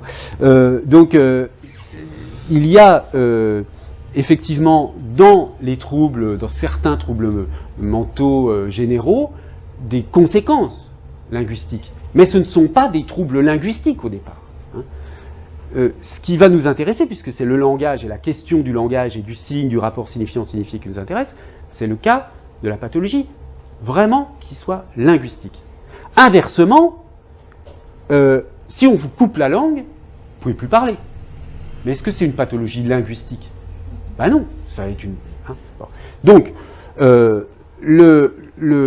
problème, c'est de dire qu'il y aurait une pathologie linguistique qui ne touche que l'articulation verbale. Alors, cette anartrie, elle apparaît dans le cadre de ce qu'on appelle les aphasies pures. Alors, juste un mot, je ne vais pas vous détailler les aphasies, etc., ça nous emmènerait trop loin, mais pour que vous sachiez quand même, les aphasies, ce sont des troubles du langage qui sont consécutifs à des lésions focales du système nerveux central. C'est-à-dire que vous avez une lésion dans un endroit très précis du cerveau. Ça s'oppose donc aux maladies dégénératives, aux lésions plus générales, etc. Donc vous avez un tout petit endroit du cerveau, enfin, ça peut être plus ou moins grand, mais ce qui est responsable de l'aphasie, c'est une lésion dans certaines zones particulières. Et ça s'oppose aussi à ce qu'on appelle parfois aujourd'hui de plus en plus les dysphasies, qui sont là des troubles de l'acquisition. L'aphasie, ça concerne l'adulte qui maîtrise déjà le langage et qui d'un jour à l'autre, soit à la suite d'un accident vasculaire cérébral, d'un traumatisme crânien, a une zone du cerveau qui est endommagée et qui donc perd certaines facultés. Bien. Alors, il y a toutes sortes d'aphasies, vous avez peut-être déjà entendu, aphasie de Broca, de Wernicke, aphasie de conduction, enfin bref, il y a toute une typologie très, très complexe des aphasies. Et puis il y a une sous-catégorie des aphasies qu'on appelle les aphasies pures, qu'on appelle traditionnellement les aphasies pures.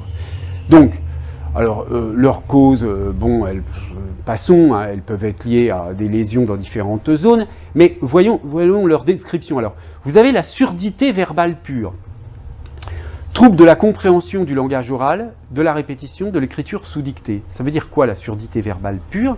Ça veut dire que quelqu'un n'est pas sourd, c'est-à-dire qu'il entend très bien, mais il n'entend plus les discriminations du langage seulement. Du coup, effectivement, il ne comprend pas ce qu'on lui dit, il ne peut pas répéter, parce qu'en fait, son cerveau n'analyse pas bien le signal, mais uniquement pour ce qui concerne les signaux linguistiques. Hein. Il entend bien la musique, tout ça. Et puis, donc, évidemment, il ne peut pas écrire sous dictée, s'il n'entend pas. Cécité verbale pure, c'est la même chose, mais au niveau du langage écrit. Donc, c'est quelqu'un qui a un trouble de l'analyse des signaux écrits du langage, et qui donc n'arrive plus à décoder les lettres. Les lettres lui apparaissent comme des espèces de dessins sans signification. Deux fois la lettre T écrite un peu différemment, il a beaucoup de mal à voir que c'est à chaque fois un T, bon, etc., etc. Alors, vous avez l'agraphie pure qui est des troubles isolés du graphisme, et ce qui nous intéresse ici, l'anartrie pure, des troubles arthriques, c'est-à-dire d'articulation, isolés. Donc, par exemple, déformer ça veut dire quoi, les troubles de l'articulation? Ça veut dire quelqu'un qui déforme les sons, qui parle en déformant les phonèmes. Attention, c'est pas qu'il prononce des phonèmes à la place d'autres phonèmes. Par exemple, je vais vous donner des exemples après. Mais c'est qu'il déforme les phonèmes, parce qu'il articule mal. Bien. Alors, ce trouble arthrique, qui est l'anartrie pure, s'oppose à autre chose qui ressemble, mais qui est différent, qui s'appelle la dysarthrie. Alors, la dysarthrie, c'est un trouble purement moteur. Donc un trouble du corps. C'est pas un trouble linguistique. D'accord? La dysarthrie. Ça va être un trouble purement nerveux, mais enfin, purement nerveux, c'est absurde de dire ça, mais c'est un trouble, parce que à chaque fois ce sont évidemment des troubles neurologiques, mais c'est un trouble qu'on peut considérer comme n'étant pas de nature proprement linguistique.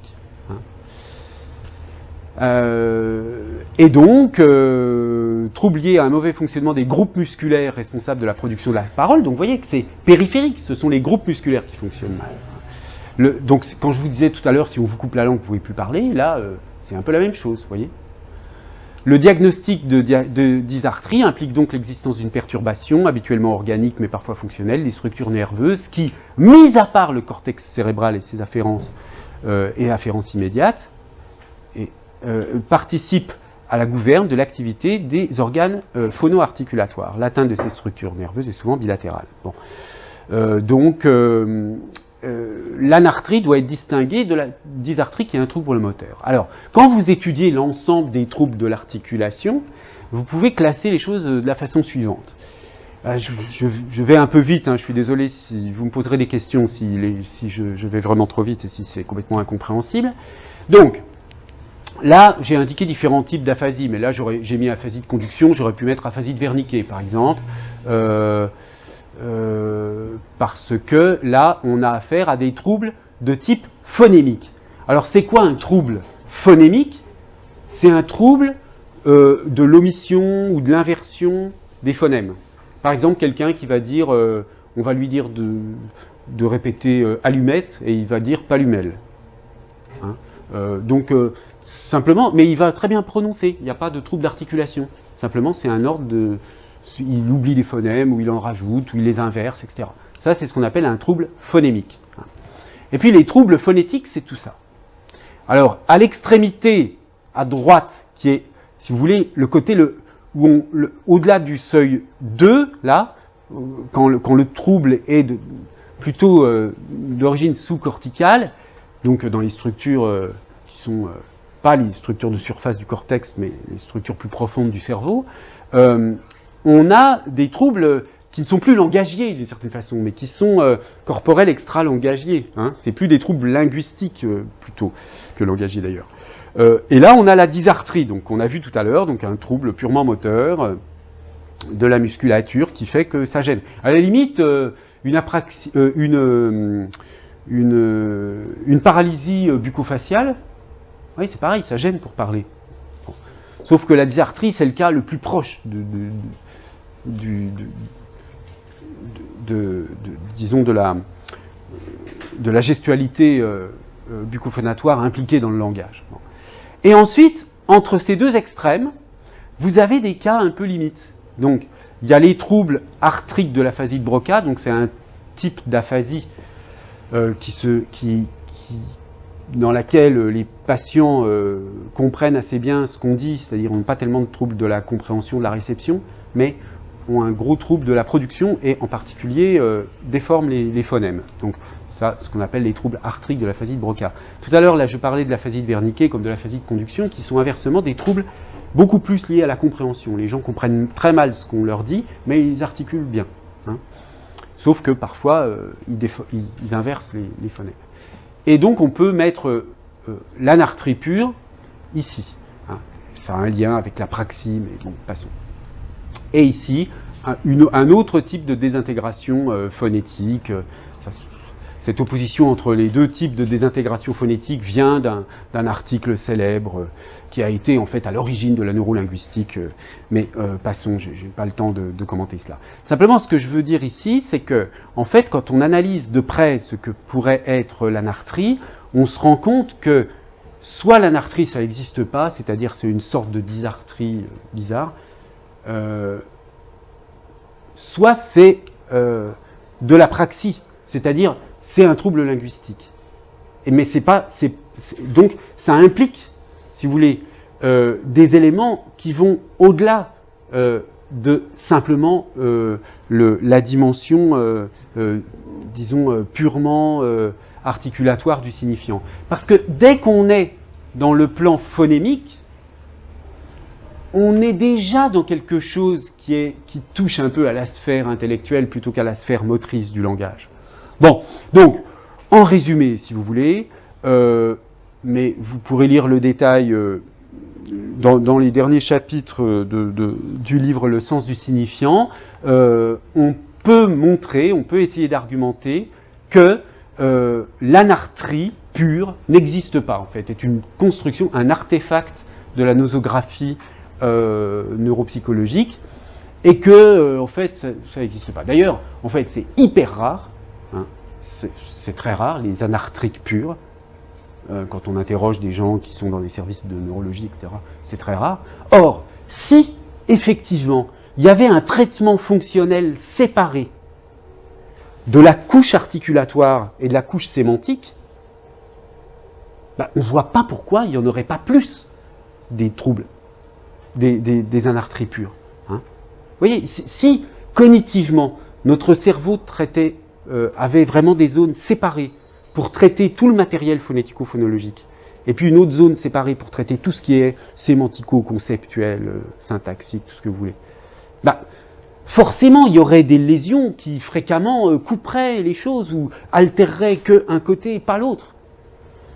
Donc, même si, à la limite, il y a des cas, parce que tout existe dans la nature au fond, hein, donc même si l'anartrie existe, sa grande rareté montre que l'argument fonctionnel en faveur d'une modularité de traitement entre le phonologique, phonético-phonologique et le sémantique d'autre part est peu crédible. Alors, si vous voulez, l'hypothèse modulaire, donc qui consiste à séparer en modules les différents processus de traitement de l'information, c'est une hypothèse qui ressemble à ce genre de choses. C'est-à-dire que vous avez des processus linguistiques, sémantiques, syntaxiques, voire conceptuels, etc. Ensuite, l'information est envoyée à une autre partie de votre système cognitif qui traite tout ce qui est opération phonologique. Et puis une fois que le phonologique est traité, eh bien, vous avez l'envoi de commandes vers les processus articulatoires. Hein. Donc, c'est l'idée que vous avez quelque chose d'assez fondamentalement linéaire et successif, et en tout cas modulaire. Parce qu'évidemment, les personnes qui défendent les hypothèses modulaires sont plus subtiles que ça et montrent qu'il y a des effets de feedback, etc. Mais en gros, en simplifiant, vous avez quand même l'idée qu'il y a des modules séparés, hein, pour l'articulation, pour la phonologie, pour le sémantico-conceptuel et le syntaxique, et que, au fond, les modules envoient des informations les uns aux autres. Hein. L'output de A et l'input de B, etc. Bon, donc ce qu'on a vu avec l'exemple de la nartrie et tout, c'est que déjà, rien qu'à ce niveau-là, la distinction entre les deux est extrêmement difficile à faire, hein, même dans la pathologie. Bon, donc c'est déjà très douteux. Alors, l'hypothèse qui est non modulaire, qui est holistique, elle est basée sur ce que je disais, ça c'est monde mental, monde extra-mental corporel, monde extra-mental extracorporel. Donc, c'est l'idée que l'articulation est fondamentalement un phénomène corporel et qu'il y a des effets de modularité, c'est-à-dire qu'on peut toujours analyser les choses en voyant uniquement un aspect, mais que dans la réalité du fonctionnement langagier, votre corps est impliqué dans l'articulation verbale. Et, je ne sais pas, vous voyez tout bêtement la question de l'émotion. Quelqu'un qui parle, qui est ému, qui a peur, ou qui est énervé, etc., vous le voyez bien, juste dans la qualité de ses phonèmes. Hein. Donc, c'est bien qu'il y a quelque chose qui est intimement lié dès le début entre le fonctionnement de votre corps et les significations véhiculées par votre langage. Bon. Alors, il y a un autre genre d'argument qu'on développera plus tard parce qu'on va avoir à la fin de l'année, je vous en reparlerai, une journée d'études sur le lien entre le symbolisme phonétique et les correspondances intermodales. Cette question des correspondances intermodales est travaillée en ce moment en Europe, en particulier par Ophélia Desrois et Charles Spence, qui sont à l'Institut de philosophie de la School of Advanced Study à Londres. Et donc, on va faire avec eux, en fin d'année prochaine, une journée d'études sur ça. Et alors, bon, c'est aussi un argument qui est à la fois, si on le veut, un peu philosophique, mais qui est quand même cognitif. C'est que il y a vraiment des phénomènes de lien entre des modalités sensorielles différentes qui sont attestées d'une manière maintenant absolument indiscutable. Alors, vous connaissez peut-être cette expérience célèbre qui est ancienne, qui est due à Köhler. Donc on vous montre deux mots, maluma, takete, takete, maluma, hein, donc deux mots qui n'existent pas. Bon, en tout cas, dans les langues que je connais, j'espère qu'il n'y a pas. Alors, on vous montre ces deux mots, maluma, takete, et ensuite on vous montre deux figures. Et on vous dit, à quelle figure vous associeriez quel mot? Alors, vous diriez quoi? Maluma, c'est tout ce qui est plus arrondi. Hein? Tout le monde est d'accord? Bon, bien sûr. Hein. Et ça, je veux dire, dans toutes les langues où ça a été testé, ça marche. Ça veut dire quoi? Ça veut dire que les occlusives, là, te, que, te, véhiculent bien quelque chose qui a à voir avec le discontinu, le brisé, et que les sons les nasales, etc., bon, véhiculent ici quelque chose de beaucoup plus doux, arrondi, etc. Et ces mots n'existent pas. Donc c'est vraiment le son lui-même qui véhicule cette notion. Donc l'idée que des occlusifs comme te, que véhiculent un genre de signification comme angulaire, pointu, irrégulier, etc., et que ML me le véhicule quelque chose comme doux, arrondi, etc., ça c'est bien de la motivation interne. Hein. Et, bon, on le verra plus tard, ce genre de constatation, aujourd'hui, mais c'est tout récent, hein, ça fait à peine une dizaine d'années que des recherches existent sur ce sujet, et ça... eh bien, ce sont des choses qui sont documentées maintenant d'une manière scientifique, sérieuse, etc. Alors, un autre exemple que Ophélia Desrois aime bien, est-ce que vous diriez qu'un citron, c'est lent ou rapide? Alors, la plupart des gens disent un citron, c'est rapide, hein, parce qu'on associe l'acide, ou je ne sais pas si c'est la couleur jaune, mais plutôt peut-être le côté acide au rapide. Hein. Donc, vous voyez que dans tous les cas, on a une modalité sensorielle qui est associée à une autre modalité sensorielle. Donc, par exemple, dans le cas de maluma takete, vous avez une modalité sonore qui est associée à une modalité visuelle. Là, si on admet que c'est l'opposition acide, pas acide, qui Ouais, je sais pas, enfin, bref, si l'acidité du citron renvoie à l'an rapide, vous voyez que ce sont d'autres modalités sensorielles. Vous aviez une question? Non, c'était plutôt une remarque par ouais. rapport à ces recherches. Moi, j'avais entendu une communication sur, mais je ne peux pas me rappeler les noms, sur justement en revenant au I et O, aux voyelles donc antérieures-postérieures, les voyelles antérieures représentant quelque chose de petit et le O, enfin les voyelles postérieures quelque chose de gros, et ben ça se répétait énormément de Ouais, ouais. Alors ça, c'est plutôt l'opposition entre, mais c'est un cas, effectivement, vous avez raison, tout à fait bien documenté aussi, c'est plutôt l'aperture et le caractère aussi, qui correspond à grave aigu, hein, si vous voulez. Donc le I, qui est très fermé, renvoie à du petit, de l'étroit, du léger, du proche. Et le A, qui est grand, renvoie du grand, du large, du lourd, du lointain, comme au français, ici, là. Enfin bref. Donc ça, c'est effectivement un des, ce qu'on appelle parfois la magnitude des voyelles. Enfin, c'est une traduction de l'anglais, c'est une mauvaise traduction de l'anglais, mais le fait que les voyelles, l'opposition, enfin une des oppositions entre les voyelles est corrélée à une opposition entre des dimensions, hein, de différentes sortes. Voilà, donc ça, c'est toute la problématique du symbolisme phonétique qu'on abordera peut-être un petit peu plus tard, mais en tout cas qu'on abordera dans le cadre d'une journée d'études en fin d'année. Alors, maintenant, alors vous n'avez pas de questions sur cet aspect un petit peu neuropsychologique. Bon, je suis allé un peu vite, hein, je suis désolé, mais vous expliquer tout le détail de l'aphasie des structures cortico-cérébrales, de ce que c'est que le système extra-pyramidal, etc. Ça prendrait tellement longtemps que je voulais simplement vous dire que d'un point de vue neurologique, il y a quand même des arguments pour dire que il y a des liens, quoi, entre des liens assez indissociables entre signifiant et signifié. D'ailleurs, c'est une condition qui n'est pas une condition suffisante, mais c'est une condition nécessaire pour qu'il y ait de l'analogie. Bien, alors, je vais juste commencer, parce que je vois qu'il est déjà presque -5, par annoncer le plan de ce qu'on fera la semaine prochaine.